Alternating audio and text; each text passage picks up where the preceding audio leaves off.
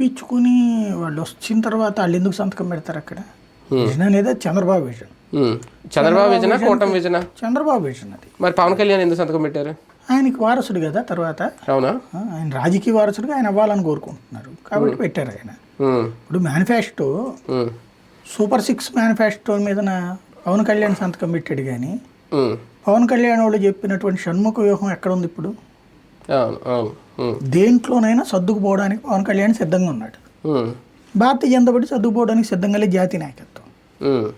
అదే సందర్భంలో వాళ్ళకి ప్రతిదానికి కూడా సొంతగా డెసిషన్స్ తీసుకునేటటువంటి నాయకత్వం ఉండదు. దీనికి జాతీయ పార్టీ ఏదైనా ఉందంటే కనుక అందరూ కూర్చుని మాట్లాడుకోవాలా, తేల్చాలి. ఇదంతా ఏడప్పటికి దశాబ్దాలు పట్టేస్తుంది. ఈలోపు జాతీయ నాయకత్వం ఏదో ఒకటి చెప్పిన దాని ప్రకారం వెళ్ళిపోతూ ఉంటారు. దాని మూలంగా భారతీయ జనతా పార్టీ వచ్చేటికి ఈవెన్ మన మేనిఫెస్టోనే వద్దన్న వాళ్ళు విజన్ డాక్యుమెంట్ మీద సంతకం పెడతారా? మేనిఫెస్టో తెలుగుదేశం మేనిఫెస్టో అని చెప్పారు. కూటమిలో మేము భాగస్వామ్యం అంతవరకే. తెలుగుదేశం మేనిఫెస్టో అని చెప్పారు వాళ్ళు క్లియర్గా. జనసేన కూడా మేనిఫెస్టో కాదు కదా అది, కరెక్ట్గా చెప్పాలంటే. ఫైనల్గా వచ్చేటప్పుడు సూపర్ 6 అనేది ఎవరిది? ఫ్రమ్ ద బిగినింగ్ వాళ్ళు చెప్పింది అమల్లోకి వచ్చింది. ఇప్పుడు పవన్ కళ్యాణ్ కాంప్రమైజ్ అవుతున్నాడు.